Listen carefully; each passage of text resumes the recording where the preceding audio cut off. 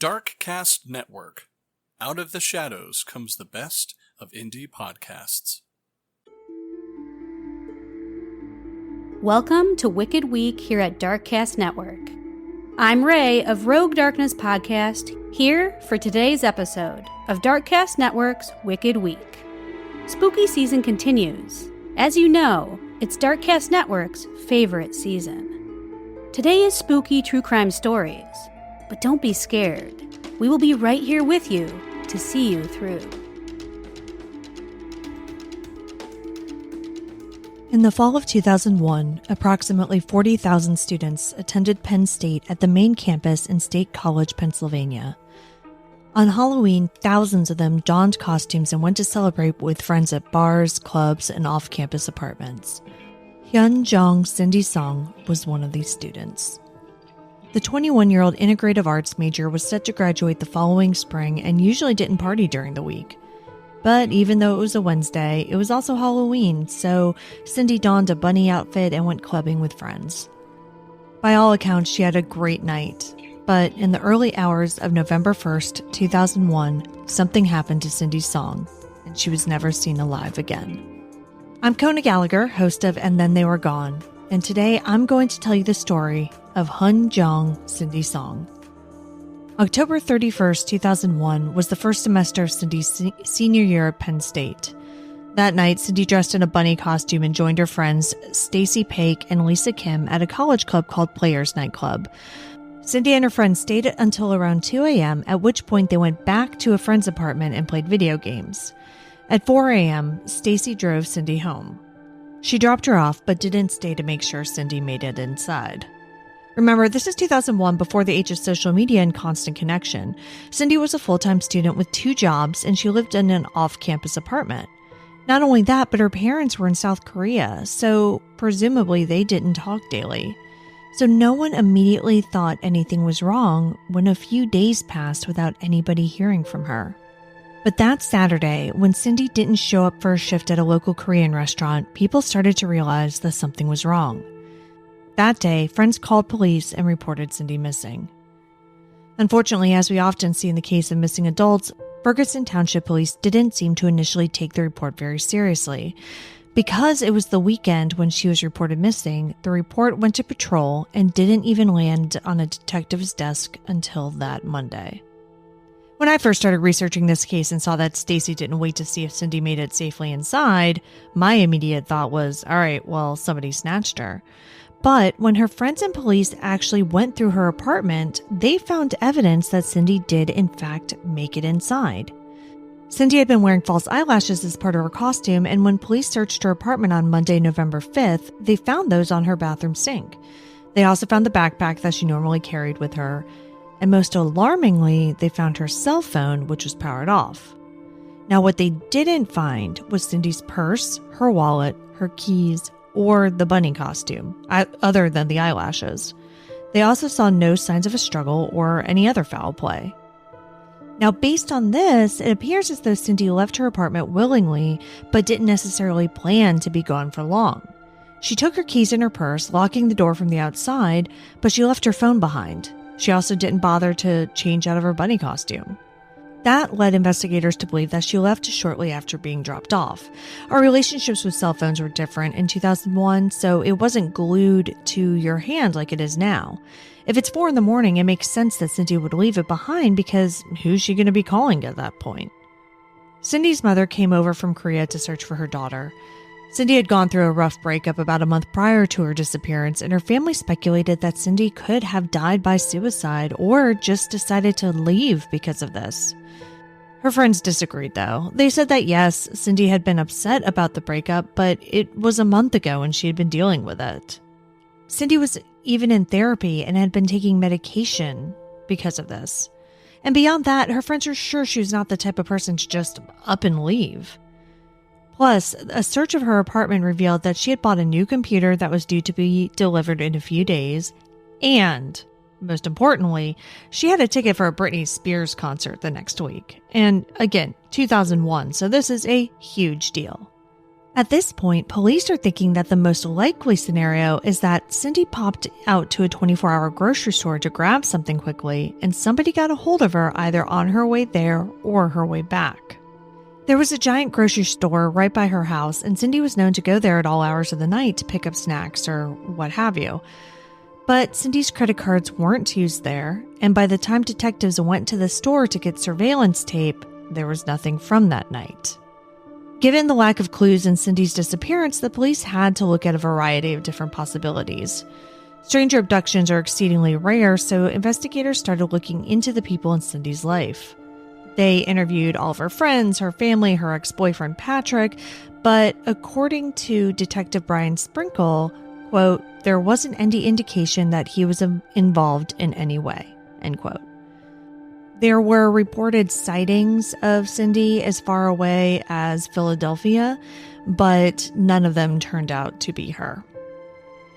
Soon, police seemingly came to the conclusion that it wasn't anybody in her life who was responsible for her disappearance, and that it was, in fact, a stranger abduction. And unfortunately, they began to believe that she was kidnapped and murdered. So efforts began to focus on body retrieval. In the days and weeks after her disappearance, the dumpsters around her neighborhood were searched, as were the local woods. Aerial searches were also performed to no avail.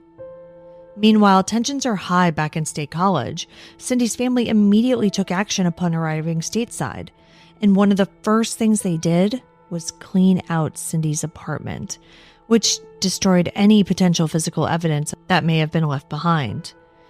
The Song family also joined up with Penn State student groups, including the Black Caucus and the Korean Undergraduate Students Association, and other community members to form the Coalition for the Search for Cindy Song. On January 31st, 2002, the group held a press conference in which they were highly critical of both Penn State and the Ferguson Township Police Department. According to an article in the Daily Collegian, the Song family spokesperson, Jim Hahn, said at the press conference, quote, words cannot begin to express the agony the Song family has felt since the disappearance of their daughter. This has been compounded by the poor investigation, end quote. Cindy's mother, Bonsoon, was so upset with the way Ferguson Township was handling the investigation that she delivered a petition to the governor's office in Harrisburg with 15,000 signatures demanding that state police take over the investigation full time. In a move that seems a little retaliatory, Detective Brian Sprinkle and Ferguson Township Police stopped communicating with the Song family. He claims that this decision was made, quote, for Cindy's sake in the case and not the family, adding, quote, we pretty much cut them off, end quote. And just to give you a little more context on the contentious relationship between the Song family and the police tasked with finding Cindy, Detective Sprinkle said of the family, quote, it's a cultural thing. I mean, they were upset and frustrated. They didn't understand how things worked here in the U.S., end quote. The next year, Cindy's story was featured in Unsolved Mysteries. Many tips were called in, but unfortunately, none of them led to Cindy. But then in 2003, her story took a much darker path. In June of that year, 5 bodies were found on the Wilkes-Barre property of a man named Hugo Selensky. Another man named Paul Weekly, who was alleged to be Selensky's accomplice, told police that Selensky had bragged about killing over 20 people, and one of them was Cindy Song. Investigators from Ferguson Township went up to interview Weekly, who claimed that Selensky, a convicted bank robber and a friend, pharmacist Michael Jason Kurkowski Jr., had been in State College the night Cindy disappeared. Weekly said that Selensky and Kurkowski saw Cindy walking alone in her bunny costume, mistook her for a prostitute, and kidnapped her. According to Weekly, the pair drove her 200 miles back to Selensky's property in Wilkes-Barre and held her captive for several days while assaulting her before finally murdering her. Weekly even said that they kept Cindy's bunny ears as a souvenir. Nearly 2 years after Cindy's disappearance, investigators felt that they were finally getting somewhere. While everyone was hopeful that this lead would give a resolution to Cindy's story, it just wasn't meant to be. 4 of the 5 bodies were identified, but the one unidentified body was ruled out to be Cindy. Later, as authorities investigated Weekly further, they found evidence on his computer that he had done searches on Cindy Song's case. Without a body or any other evidence linking Selensky to Cindy's disappearance, police eventually discounted Weekly's story. Though these bodies were found in 2003, Hugo Selensky wasn't convicted of murdering Michael Kurkowski and his girlfriend Tammy Fassett until 2015, though Selensky was convicted of lesser charges related to the bodies of 2 local drug dealers that were also found on his property. But here's where things get extra spooky. Selensky's original lawyer and a private investigator were charged with witness intimidation and bribery. During this, a reporter for the Morning Call dug up the grand jury findings from this case and found this on page 1. Quote, "Authorities have linked the discovery of approximately a dozen deceased/destroyed human bodies at a Luzerne County residence to Selensky." Then, on page 5, it says, Luzerne County authorities believe that Selensky was directly involved in the murder of approximately 12 human beings found burned and buried in a pit in his backyard. End quote. This was in 2015, and to this day, these other bodies have never been identified. Cindy Song remains missing. If you'd like to hear more stories of unsolved missing persons, be sure to subscribe to And Then They Were Gone. After this quick message, we'll be right back. Hello there, listeners. Whether you're new or you've been with me from the start, a great way to catch up and dive deeper into the world of mythical true crime is to check out my earlier shows. I've covered everything from Bigfoot to aliens and ghosts. Take a moment and browse through the past episodes, and don't forget to subscribe if you haven't already. Your support means everything to me.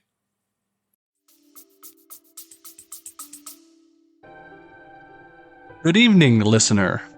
My name is DJ, and I'm the host of the Mythical True Crime Podcast. I cover captivating tales of true crime, legends, and unsolved mysteries from the realms of mythology and reality.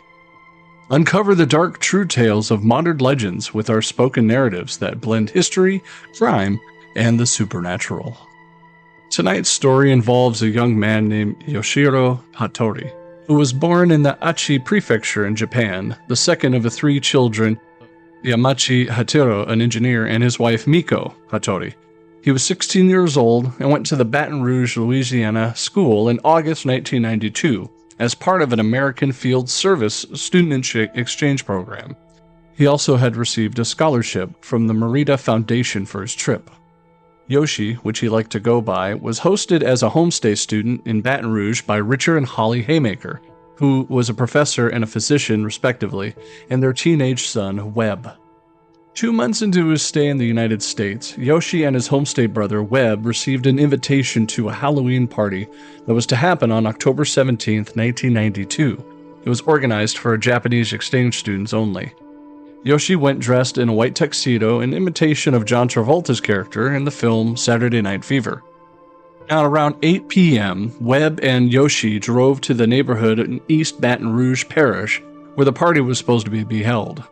The 2 youths mistook the residence of Rodney Pears, a 30-year-old supermarket butcher, and his wife Bonnie, for their intended destination due to the similarity of the address and the Halloween decorations on the outside of the home.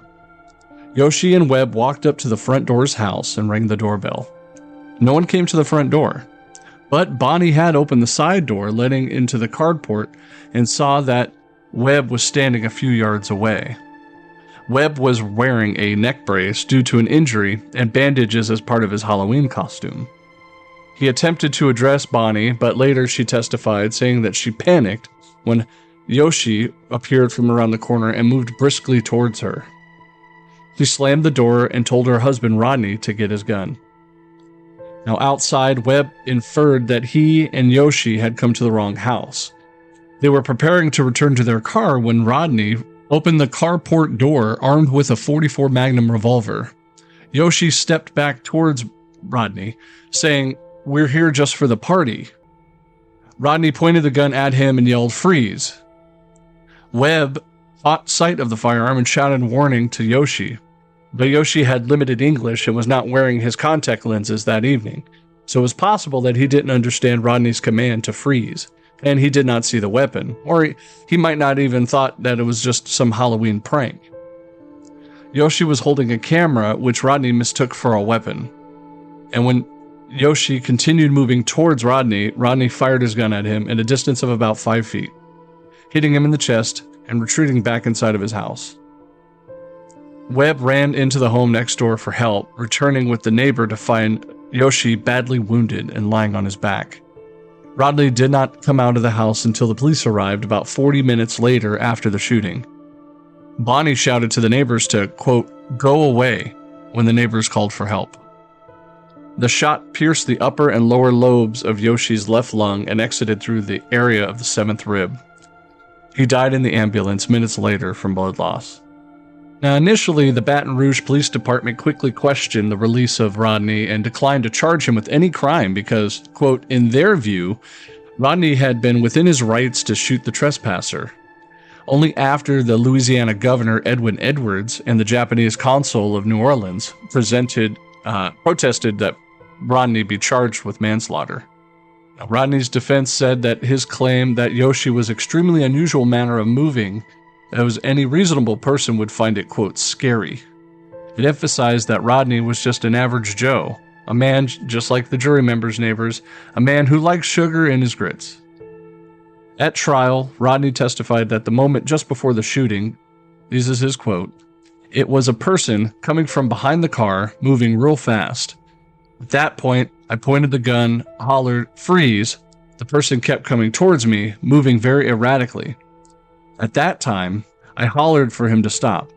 He didn't. He kept moving forward. I remember him laughing. I was scared to death. This person was not going to stop. He was going to do harm to me." Rodney testified that he shot Yoshi once in the chest when the youth was about 5 feet away. He said, quote, "I felt I had no choice. I'm very sorry for this to have ever happened." A police detective testified that Rodney said to him before, "Boy, I messed up. I made a mistake." District Attorney Doug Monroe concentrated on establishing that it was not reasonable for Rodney, a 6'2" tall man, armed, to be so fearful of a polite, friendly, unarmed 130-pound boy who rang the doorbell, even if he walked in towards him unexpectedly in the carport, and that Rodney is not justified using deadly force. The defense further argued that Rodney was, in large part, reacting reasonably to his wife's panic, Bonnie, who testified for an hour about the incident, during which he cried several times. Her quote saying, quote, "He," referring to Yoshi, "was coming real fast towards me. I had never had somebody come at me like that before. I was terrified." Rodney did not hesitate or question her because instead he went to retrieve his handgun with a laser sight stored in a suitcase in the bedroom. "There was no thinking involved," she said. I wish I could have thought. I wish I could have just thought," Bonnie continued. While giving a description of Yoshi at the trial, Bonnie said, "I guess he appeared Oriental. He could have been Mexican or whatever. He was taller than me, and his skin was darker colored." The trial lasted 7 days. The jury returned a not guilty verdict after deliberating for approximately 3 hours. Courtroom spectators applauded the verdict when it was announced. Now, later, there was a civil trial that happened. In a civil action, however, the court found Rodney liable to Yoshi's parents for $650,000 in damages, which they used to establish 2 charitable funds in their son's name. One to fund the U.S. high school students wishing to visit Japan, and also one to fund organizations that lobby for gun control. The lawyers of Yoshi's parents argued that while Rodney and his wife acted unreasonably, Bonnie overreacted in the presence of the 2 teens outside the house, and the couple behaved unreasonably by not communicating with each other to convey what exactly the perceived threat was. They had not taken the best path of safety, remaining inside the house and calling the police, they had erred in taking offensive action rather than defensive action. And Rodney used his firearms too quickly without assessing the situation, firing a warning shot or shooting to wound. Further, the much larger Rodney could have easily subdued the short, slightly built Yoshi. Contrary to Rodney's claim that Yoshi was moving strangely and quickly towards him, forensic evidence demonstrates that Yoshi actually was moving very slowly, if not at all, and his hands and arms were away from his body, indicating he was in no threatening position. Overall, a far greater show of force was used than it was supposed to be appropriate. Now, the Pearsons appealed the decision, and in the Louisiana Court of Appeals, they upheld the judgment in October 1995. Second appeal in the Supreme Court of Louisiana was rejected in January 1996, and of the $650,000 judgment, Rodney's insurance company paid $100,000 of that, while Rodney himself was technically responsible for paying the remaining $550,000. Now, after the trial, Rodney told the press that he would never again own a gun. And a 2013 source said that he had lost his home and his supermarket job following the shooting and was now living in a trailer park. The Japanese public were shocked by the killing and by Rodney's acquittal. Yoshi's parents and his American host parents, the Haymakers, went on to become active campaigners for gun law reform in the United States. In November 1993, they met with President Bill Clinton, who was presented with a petition signed by 1.7 million Japanese citizens urging stronger gun control. A petition signed by 120,000 American citizens was also presented to Congress. The Hattoris and the Haymakers lent their support to the Brady Bill, originally introduced in the House of Representatives in 1991, which mandated background checks and a 5-day waiting period for the purchase of firearms in the United States. It was signed into law by President Bill Clinton November 30th, 1993, as the Brady Handgun Violence Prevention Act. Now, according to Walter Mondale, the U.S. ambassador to Japan, who presented Yoshi's parents with a copy of the act December 3rd, 1993, Yoshi's death had, quote, a very definitive impact on passage of the Brady Bill. And the Hattori and Haymaker families remained active in gun control activism. In March 2018, following the Stoneman Douglas High School shooting, the Hattoris participated in the March for Our Lives and spoke with survivors. Following the killing, some argued that had Yoshi been white, Bonnie would not have reacted the way she did. The Haymakers started an interview, followed the trial, and that had Hattori been white, they believe that he never would have been killed, noting that Bonnie Pears said that she was first noticed that Hattori had darker colored skin than her, and in her testimony she did define that he was a different race than her. Some in the Baton Rouge said that Bonnie was frightened because she believed that Yoshi was a light-skinned black man. Bonnie rejected notions that her reactions had been racially motivated, stating, "It was his fast movement towards the door that scared me, not the color of his skin." And in the court of public opinion, I say it was racially motivated. He overreacted. Her husband, not thinking, grabbed his gun and fired it at a perceived threat, taking the life of a young 16-year-old child. Put down in the comments what you think. And if you like this, I have many other stories, very similar, some dealing with the supernatural, some vaguely leading into the paranormal. Again, this is DJ with the Mythical True Crime Podcast, associate of the Darkcast network of indie podcasters. Hope you have a happy Halloween. Good night. Hey there, I'm CJ of Beyond the Rainbow, True Crimes of the LGBTQ+ podcast. The silent film era started around the 1900s and it continued on until almost the 1930s. That's when talkies, movies with sound and dialogue, took over between 1926 and 1930. But before that, silent film stars were gushed upon by their fans at the time. Charlie Chaplin, Lillian Gish, Mary Pickford, and Rudolph Valentino, they were some of the most well-known actors of the era. And though he was nowhere near as popular as silent film star Rudolph Valentino, Ramon Navarro had devastatingly good looks and leading man charm. He had a chiseled chin, great bone structure, dark wavy hair, intense eyes, and a heavy Mexican accent. But since he was a silent film actor, his accent did not interfere with his getting American roles.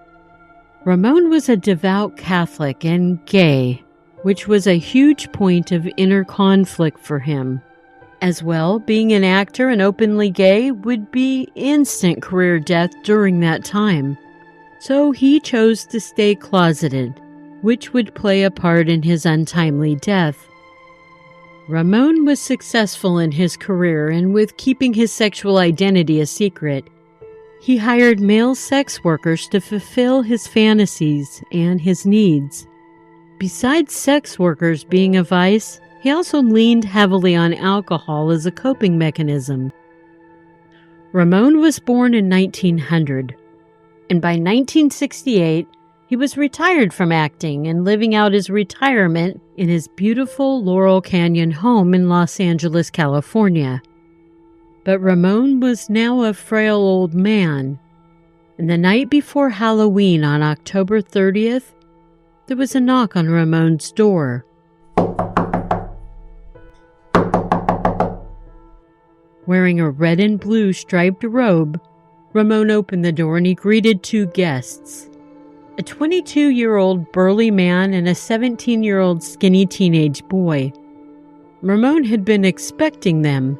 The two young men had acquired Ramon's phone number from a former sex worker Ramon had entertained previously. The two young men were brothers and both had experienced being hustlers before. They knew exactly why they were there. The old man that they were there to see still hired sex workers, but mostly for their companionship. That night, the three men drank, laughed, and played songs on Ramon's piano. Usually, Ramon would get plastered and sex was never performed. He was lonely and thrilled to have the young men there just for the company.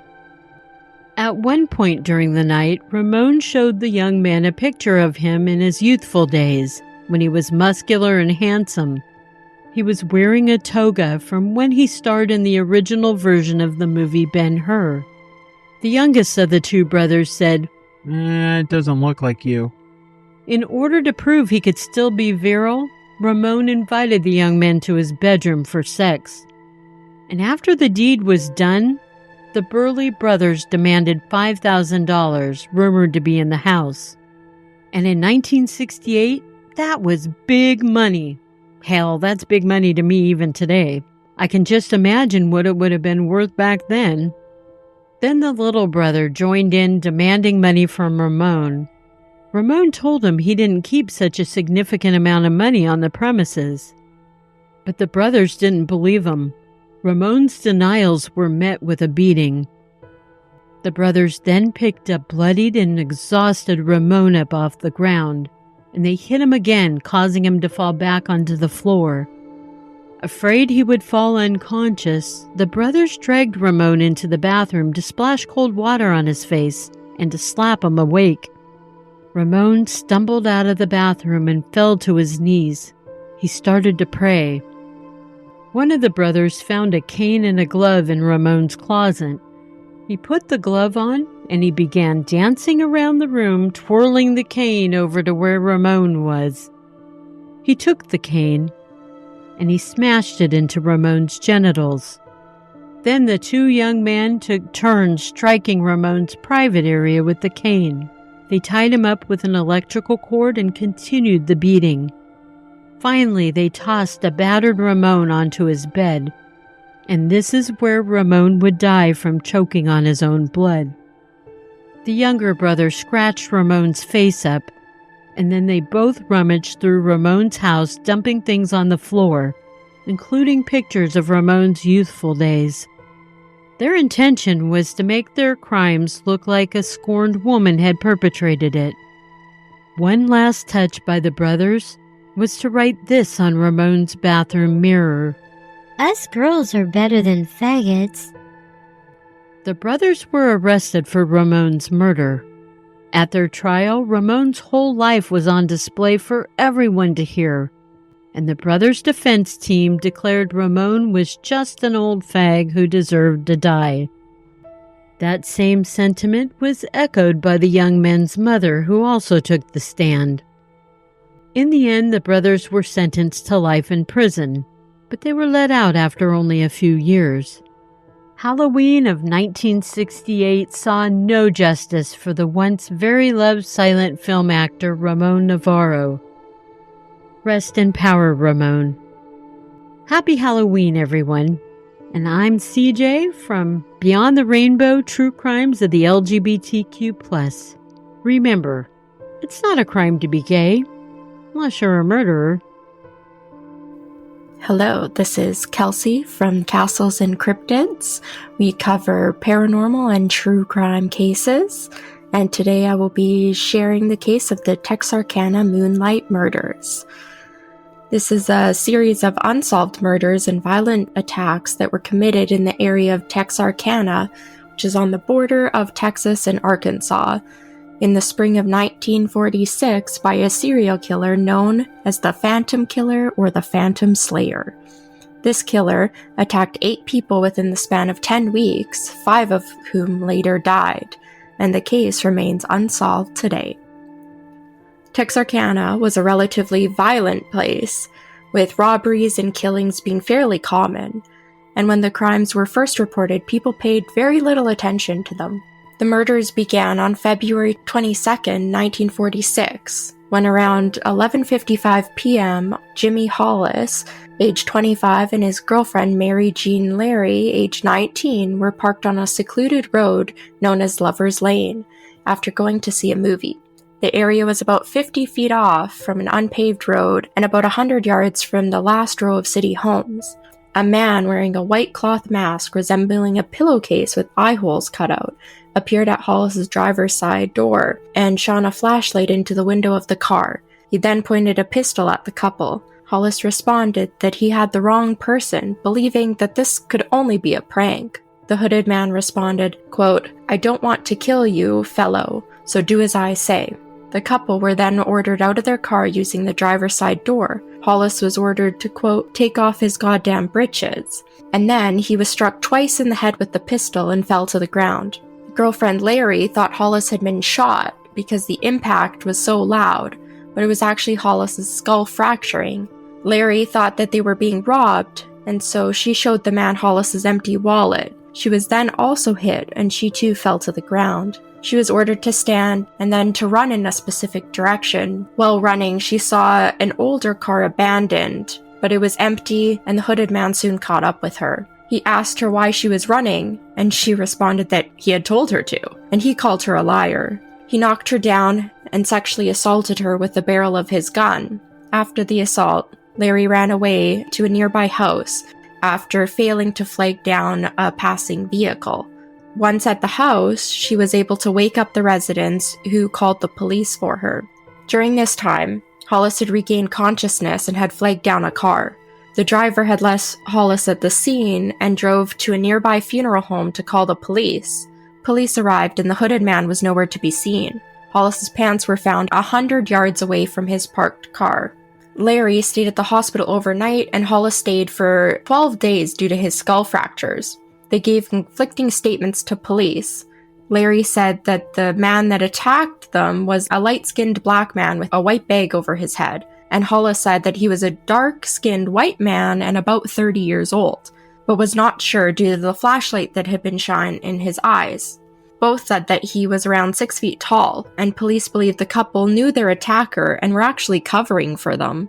The next attack occurred on March 24, 1946, when Richard L. Griffin, 29, and his girlfriend Polly Ann Moore, 17, were found dead in Griffin's 1941 Oldsmobile sometime between 8:30 and 9 a.m. on a different lover's lane after having dinner with Griffin's sister the night before. Griffin was found between the front seats on his knees with his head resting on his crossed hands, and Moore was found in the back seat sprawled face down. Griffin had been shot twice while still in the car with his pants pockets turned inside out. Both had been shot once in the back of the head, and both were fully clothed. A blood-soaked patch of earth near the car suggested to police that they had been killed outside the car and placed back inside. Congealed blood was found covering the running board of the car, and it had flowed through the bottom of the car door. Rain during the night had unfortunately washed away any other evidence. A .32 caliber cartridge shell was also found at the scene, possibly shot from a Colt pistol that had been wrapped in a blanket.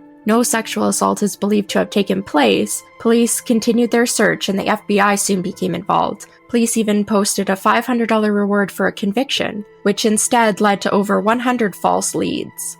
The community believed that the attacks were isolated incidents and not related. The third attack occurred on April 13, 1964, when 15-year-old Betty Jo Booker was playing the saxophone with her band at their weekly gig at a club. At 1:30 a.m. on the 14th, her friend Paul Martin, age 17, came to pick her up. This is the last time they were seen alive. Martin's body was found around 6:30 a.m. lying on its side near the road, and blood was found on a nearby fence. He had been shot 4 times, once through the nose, through the ribs, through his right hand, and in the back of the head. Booker was found at 11:30 a.m. 2 miles away. She was fully clothed on her back with one hand in the pocket of her buttoned overcoat. She had been shot 2 times through the chest and the face, and had also been sexually assaulted. Martin's car was found nearby with the keys inside. Police do not know who was shot first, but both were involved in violent struggles.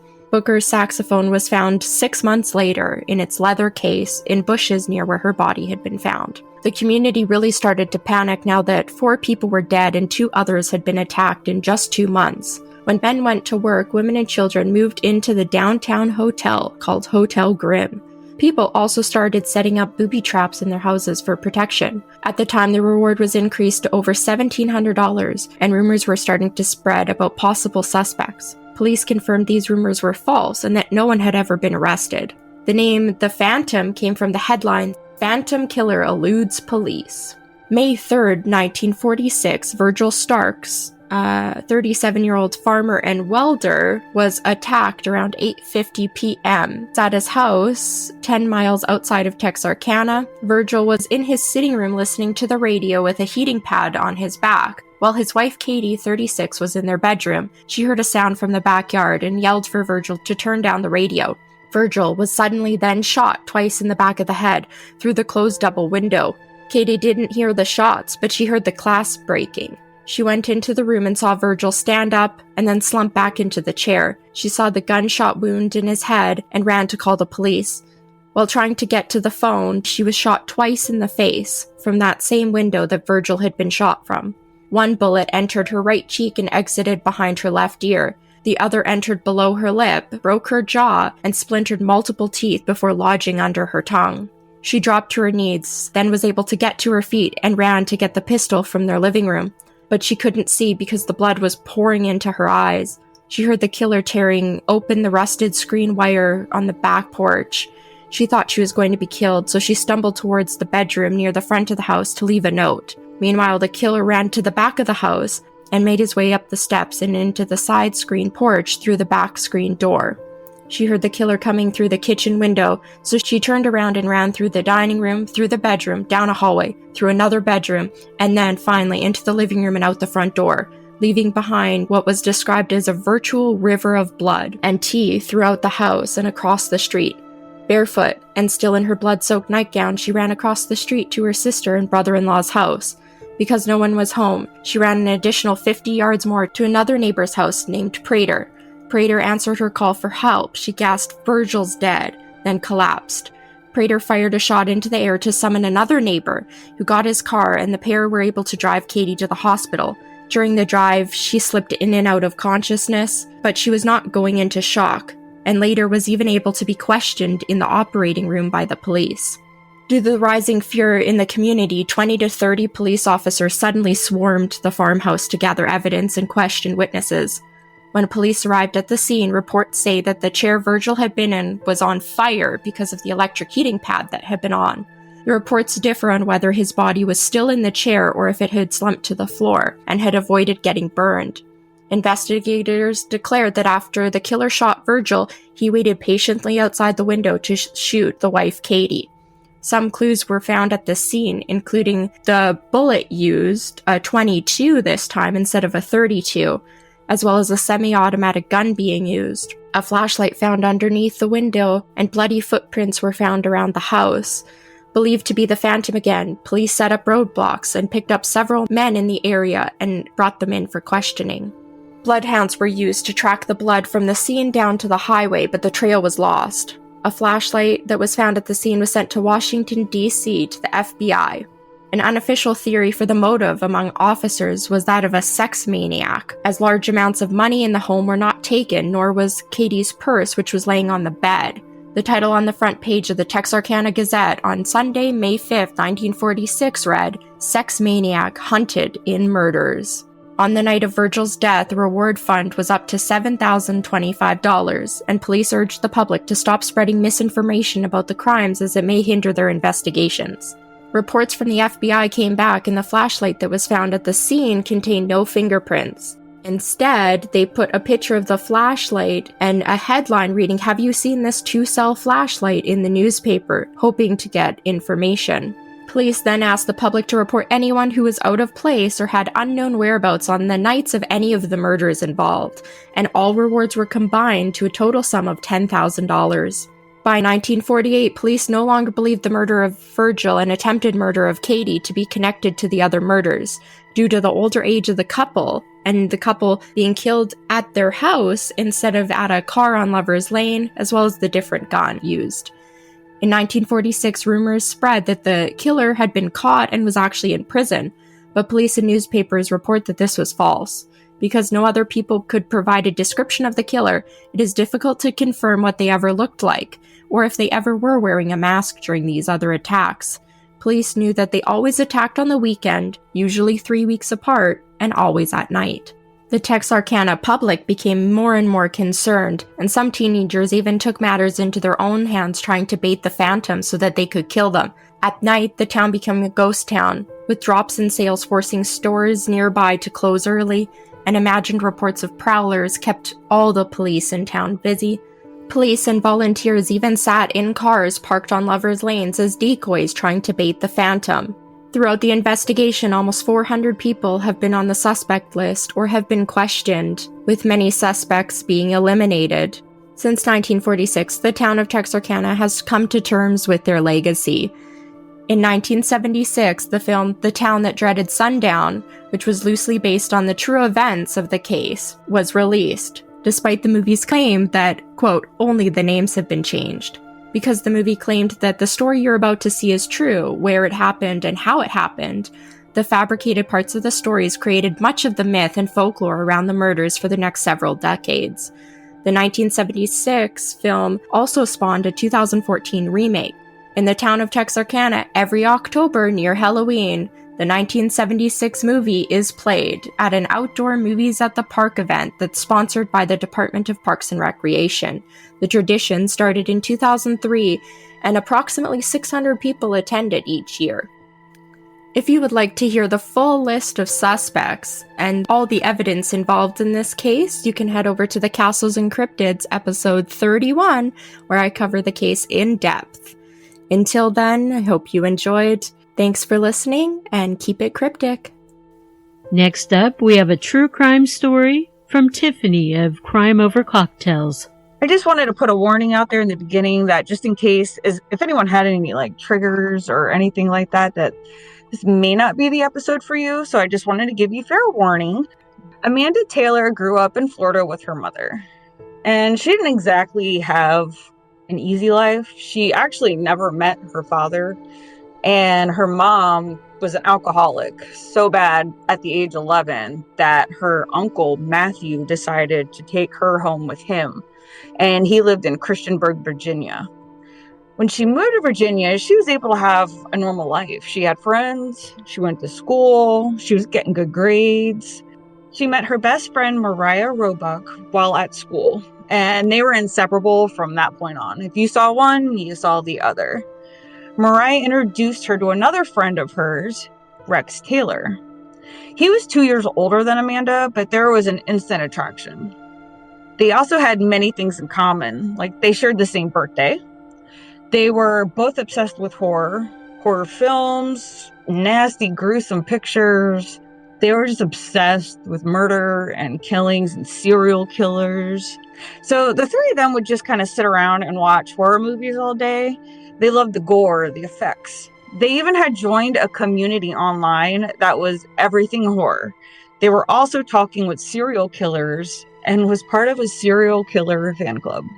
Y'all know that existed? Because I did not. So, Amanda ended up getting pregnant in the 10th grade and dropped out of high school.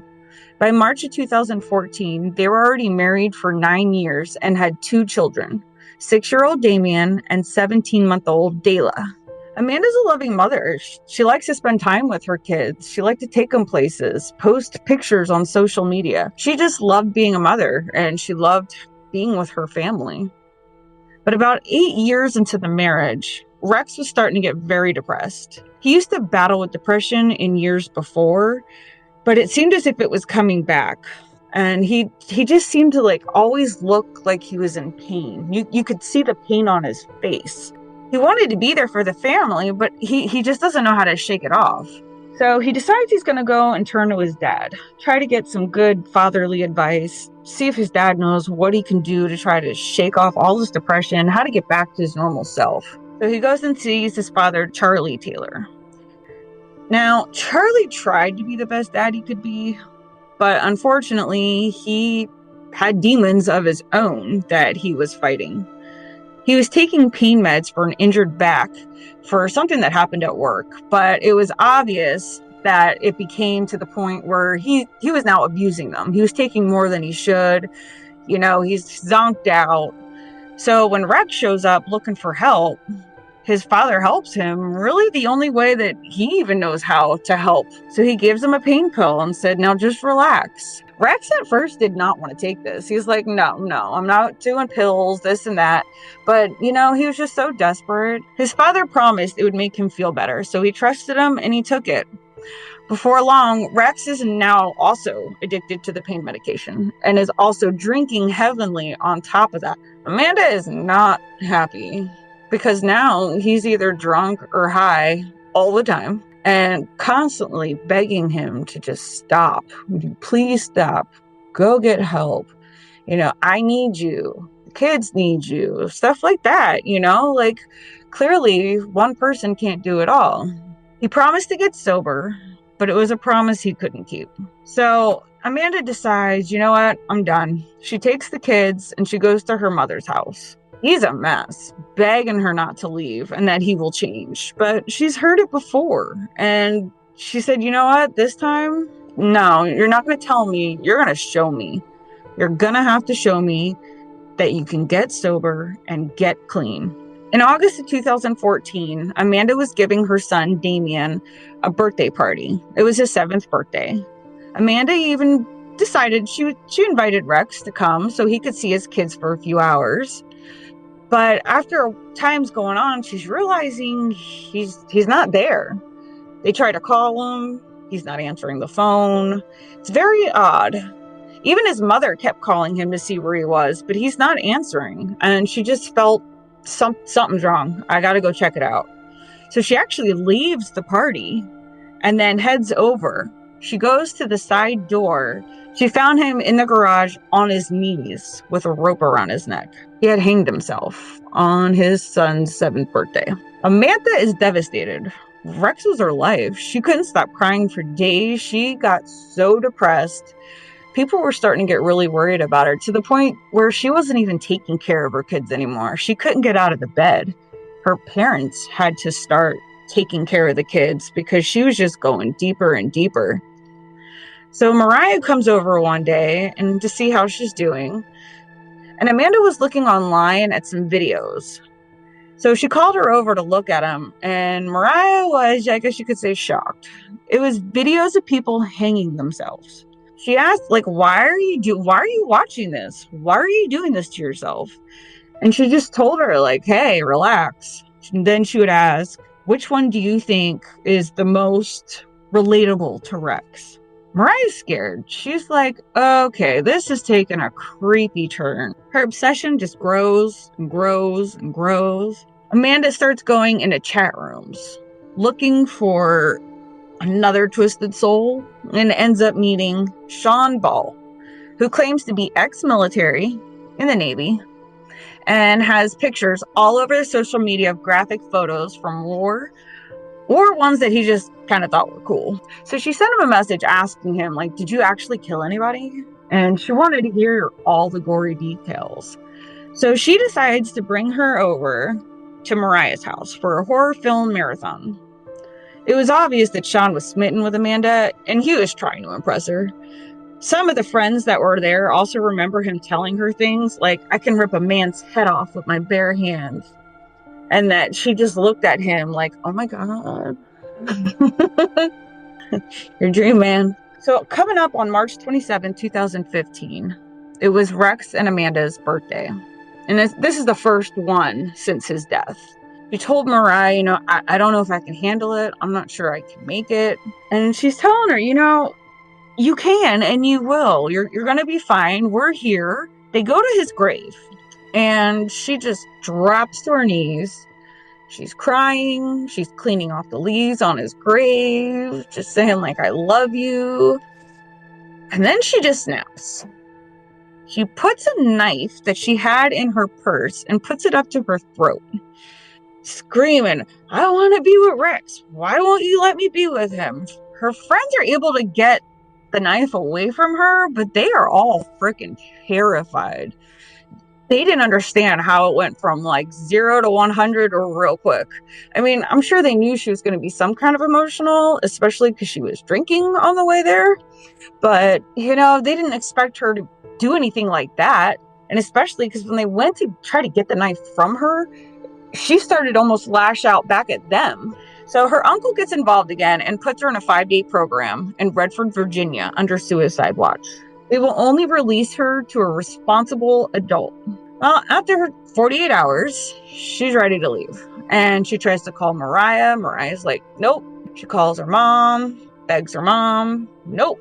Calls her uncle. Nope. So they all want her to stay and get the help that she needs. She needs to fight these demons that she's going through or she's never going to heal. But she knows there is one person that will come get her. Sean Ball.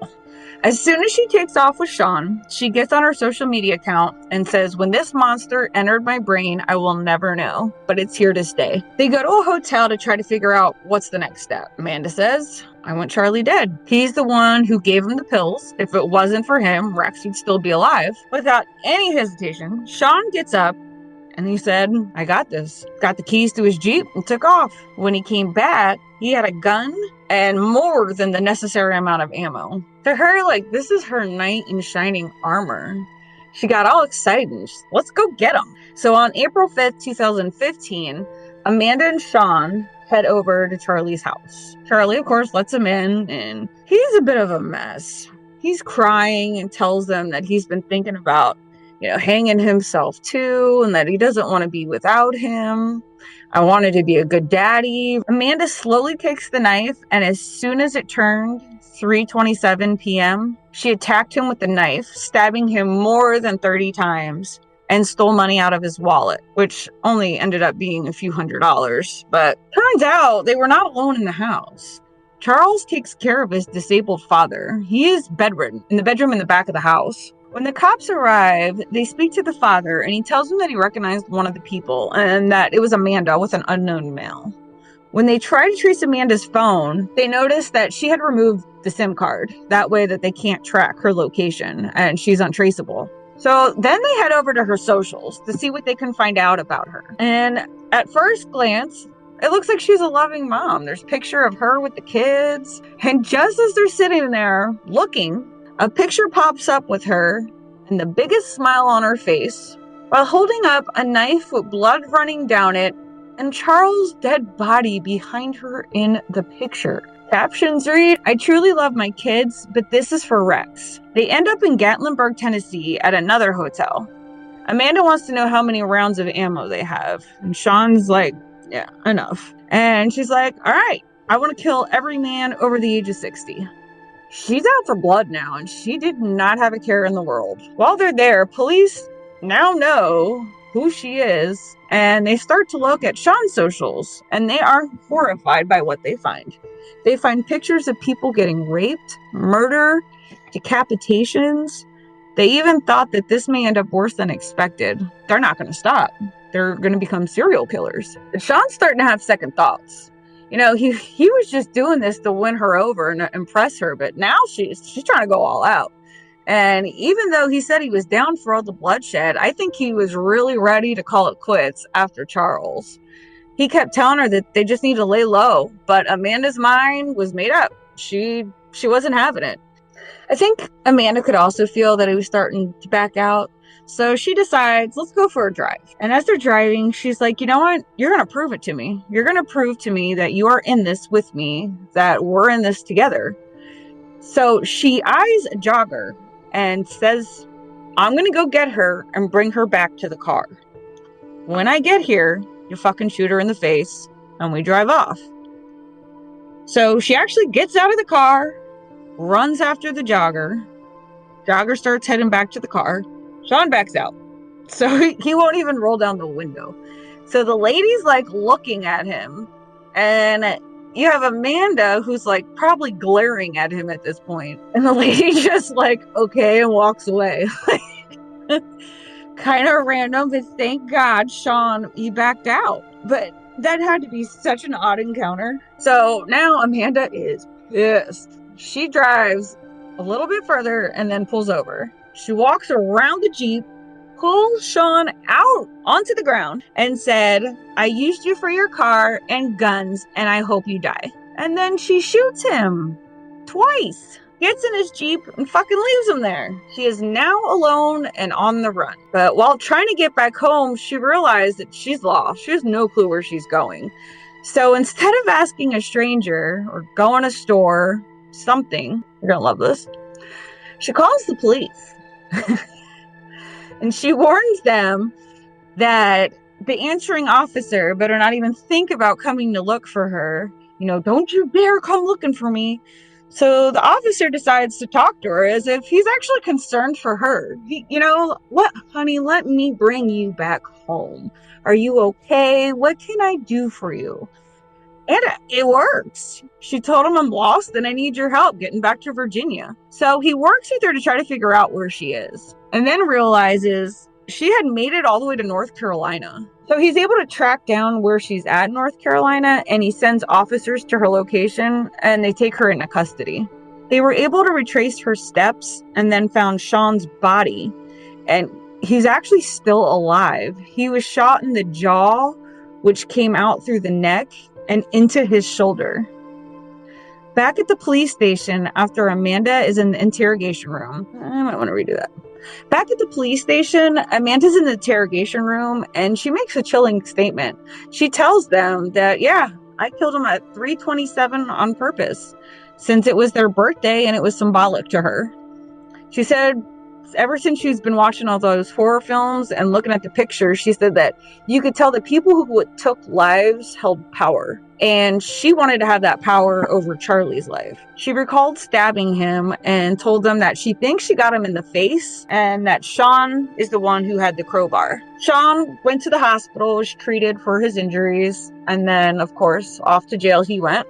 He got 41 years, and Amanda received life without parole. Hi, this is Kelly. And this is Jenna. And you're listening to ODFM. This episode is One Disguise for Murder. Ooh. So with ODFM, we are true crime and comedy podcast. Yes, if true crime and comedy had a baby, that would be ODFM. That had a podcast, a baby with a podcast. A baby you podcast. Would get our podcast. So. And with every episode, the D changes. So that is why this is One Disguise. Okay. Yeah. Hit it. Are you ready? I think so. All right, I am Scared. taking you to Sun Valley, California, which is just northwest of North Hollywood. It's Halloween night, Yes. 1957. Ooh, we're historical in We're this going one. historic, baby. Ah. All right, so we're at the home of Peter and Betty Fabiano, Ooh. and they live with Betty's 2 teenage children from her previous marriage.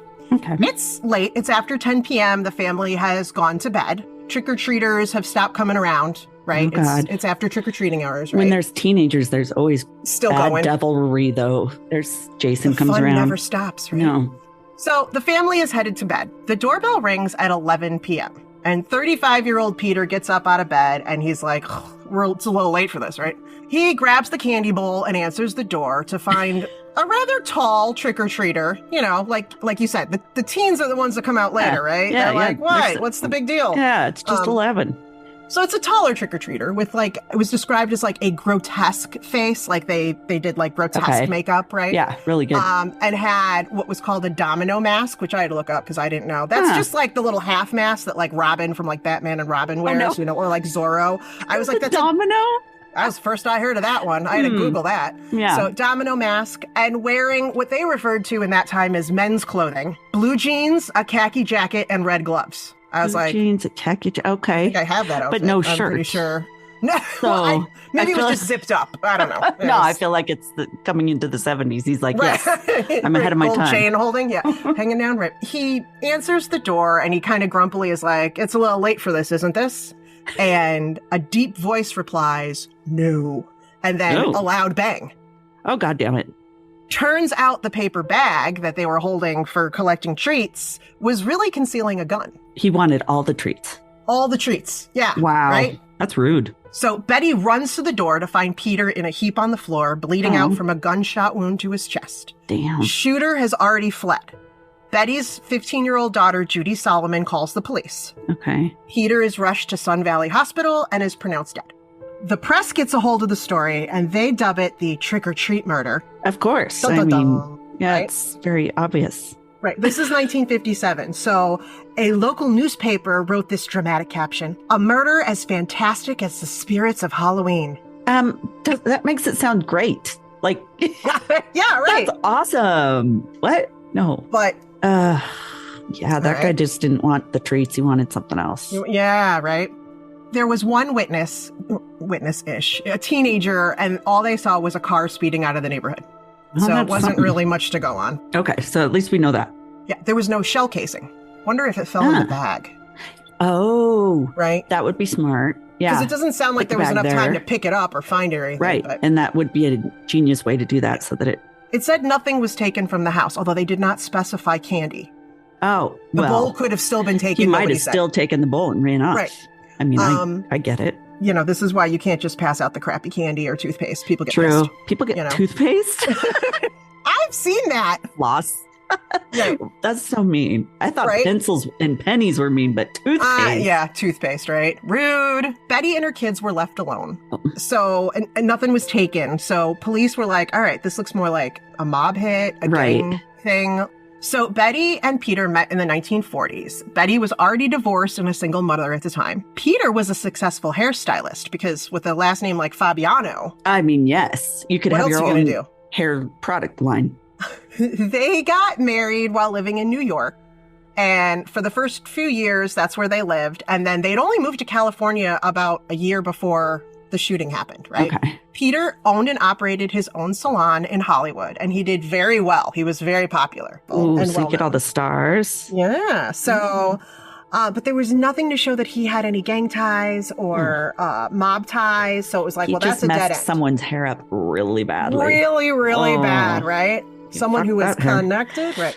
Betty was sedated for several days after the murder because that's how Oh, they handled yep, hysterical yep. women. Oh, hysterical women. She, Oh, right, well, she God. was upset because her husband just got murdered. So So we'll just knock you sedate out, her. honey. Yep. Right? We'll just knock you out. Exactly. So no. when Betty was finally conscious enough to be questioned, Oh, my God. she told police that she thought she heard two voices that night. One that was masculine and one that sounded like a man impersonating a woman. Oh. But nobody saw another person, right? But nobody saw another person, and she wasn't at the door. So they asked her if Peter had any enemies, and she gave them the name Joan Rabble. I Or thought you were Rabble. going to say Joan Crawford. No, not Joan. Oh, yeah, you mess up her hair. It's like, and oh, someone's- you are dead. Someone's getting taken out, right? No, Joan Rabble, who was born in Pennsylvania. She was a writer and a photographer, and she had been married, but after she was divorced, she came into Peter Fabiano's hair salon looking for work. Betty and Joan became fast friends, and when Betty and Peter started having marital problems, Betty moved out and stayed with Joan. Okay. And they got closer, like a lot closer. Oh. The two women had what was described in those days as an abnormal relationship. But you wouldn't think in Hollywood in those days that'd be that abnormal. I guess it was still underground, basically. It still wasn't spoken of, right? Okay. But ultimately, Betty decided she wanted to save her marriage, right? So the couple reconciled, but not before Betty admitted to Peter that she and Joan had been more than friends. Okay. Yeah, and he's not excited by this? He was less than thrilled. Oh, all right. But he was like, okay, cool, but promise never to see her again. Betty's I get like, it. Yeah. okay, Okay. right? Okay. So, but now Joan has lost both Betty, who she was in love with, Yeah. and she also just lost her job. Good point. So, right. So she's heartbroken and pissed off. Mm-hmm. Right. So police pick up Joan, but there's no evidence tying her to the murder. But she's the only one in this triangle. She's the only one who's got a grudge, right? Okay. But so they have to let her go. 2 weeks later, an anonymous tip comes in, and police recover the murder weapon, a .38 Smith & Wesson, from the locker of a department store that was registered to a 43-year-old woman who was a medical secretary named Goldine Pfizer. So on November 12th, police arrest Goldine at her home in Hollywood, which was just a mile away from Joan's home. Oh, interesting. And she was happy to spill everything she knew and actually said it was a relief to get it off my mind. Well, at least she had a guilty conscience about it. Yes. All right. So Joan and Goldine had met several months before, and they bonded over coffee and how they were both now divorced, having both had married men in a way to disguise the fact that they were lesbians. Right. And that was common. Yeah. And I mean, shockingly, that didn't pan out. Right? Yeah, like you can't fake it till you make it with this right. stuff. So while Goldine was falling for Joan, Joan talked incessantly about her friend Betty, who was married to this man who was pure evil. Ouch. Right. Quote from Goldine was, "She told me that Mr. Fabiano was a vile, evil man, a man who destroyed everything around him. She told me that he mistreated his wife and that he was dealing narcotics." Wow. She's not pulling any punches. No, not at all. There was no proof of any of that, by the way. Oh, right. Joan also said that Peter hated her, and so her own life was in danger. Yeah, this is a dangerous man here, right? Feels a little manipulative. So the only solution, naturally, is that Peter's got to be taken out of the picture. Yeah. Right? I mean, there's no other... What? We can move across the country? No. That's We've not got to an option. kill the person. That's the only Right. option. So Joan gave Goldine the money to purchase a gun, which geez. she did. Joan borrowed a car from a friend. And on Halloween night, she was the one who gave Goldine this quote-unquote men's clothing. Right. She basically wasn't wearing a dress. And with the Robin mask. Gave her the Robin mask, gave her some creepy makeup, and then drove her to the Fabiano home. According to Goldine, after going to the door and shooting Peter, she runs back to the car. Joan thanked her. And then they sped off in the car. She also said that they both burned their clothing and returned the car to the friend. Then Joan told Goldine, "Forget you ever knew me." Oh, well, wait, I didn't know I was going to be thrown out of this relationship. I know. What? She was like, wait, I thought we had a thing. Just killed someone for you, but okay. Wait, did I not prove my love? What? Oh, what? I just saved you, right? Wow. The next day, poor Goldine realizes, wait, I still have the gun. So not knowing what to do with it, she rented the storage locker at the department store and left the gun inside. She is obviously not the criminal mastermind. No. It's like Goldine, run to Mexico. Oh, no. Joan Rabble was arrested. Both women were charged with first-degree murder and pled not guilty. Their trial was set for late December, and a judge ordered them to be evaluated by 3 psychiatrists. Oh, geez. They're going to try I know, right? Okay. It was determined that because of their homosexuality, they were unfit to stand trial. Okay, well, Okay. That's ridiculous. It absolutely. It was not that long ago. It's really sad. No. So during one of her evaluations, Goldine said, "I had no motive personally. Whatever motive I had was to please Joan. I was always easily influenced, and I've always been impressionable and always trusting." Yeah. Although that's pretty self-aware for someone who's really gullible. Yeah. I know I'm how super gullible I am. gullible, but I can't get over the gullibility. Like, it just keeps hitting me. Oh, no. One psychiatrist wrote in his report on Goldine, the only thought she had was to save her friend Joan Rabble from an evil person. Uh-huh. She was saving him. She was doing something for her love. Yes. Yeah. Whatever. So at their hearing, Goldine pled insanity. She was very remorseful at the hearing. She cried and she recounted the events of the night of the murder. Okay, good. Joan, on the other hand, sat there either stone-faced or with a smirk. Oh, yeah, not doing herself any favors, right? Oh, Joni. She even smiled as she was being led out of the courtroom. Wow. Okay, well, that plays into the insanity. Right? Exactly. Wow. Or, I know I can get out of this. Yeah. Whatever. I don't know. Both women ended up taking a plea deal for a reduced charge of second-degree murder. Wow. And they were sentenced to 5 years to life in prison. Five. 5 to life. That's a big discrepancy right there. There's a big, right? Are they not expected to live very long? This isn't like the 1800s where I don't die know. at Maybe 40. because Oh, no. it's actually unclear how much time they served, but both were released on parole. They just don't know. They're like, I think they got out, but I'm not sure. I read 3 separate articles, and they know they got out, but no one could say definitively how long they were in prison. Bill, did you open the prison door again? Yeah, man. Right? Goldine Pizer stayed in the Los Angeles area.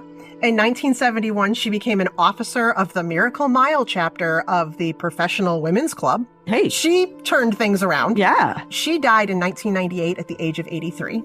Joan Rabble essentially disappeared after being released. There is zero information on this woman once she was put in prison and then at some point got out, and then that's it. She went and joined the mob. She's like in Jersey somewhere. Right. She's got her manipulation skills. Betty Fabiano sold the salon and remarried in 1966. She passed away in 1999 in Palm Desert, California at the age of 81. There has been speculation that she was in on the plot to murder Peter, but there's no evidence. But it's interesting that she didn't go to the door, but she thought she knew how many people were there. True. It's a little fuzzy. Interesting. Right. Yeah. But then she never got back with Joan. No, she never. Joan went undercover. True. I don't know. Joan disappeared into the mob. Joan Who disappeared. knows? We don't know what happened. So, anyways, that is the story of the scandalous lesbian love triangle turned Halloween murder of 1957. Dun, dun, dun. That was good. Would you like to hear my sources? I would like to hear your sources. So, thevintagewomanmagazine.com. Oh, vintage woman. Don't we all wish to be a vintage woman? Right? It sounded glamorous. Truecrimeedition.com and Vice.com. Join us for more stories. Yeah. Find us at odfmpodcast.com. Thanks, Darkcast Network. Happy Halloween, everyone. Happy Halloween. Thank you for joining us for Darkcast Network's Wicked Week. Join us tomorrow to see what's brewing in the Witch's Cauldron. Spooky stories of witches. Once again, I'm Ray from Rogue Darkness Podcast, and this has been a Darkcast Network production, the best of dark indie podcasts.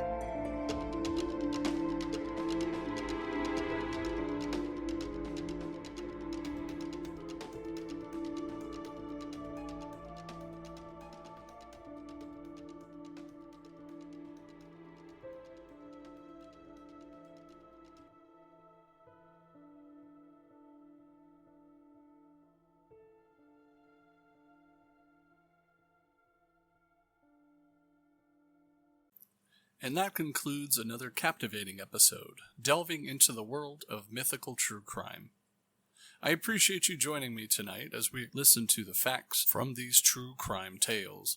Stay tuned for our next episode, where we'll uncover even more mysteries. Until then, thank you for listening to tonight's episode. Good night.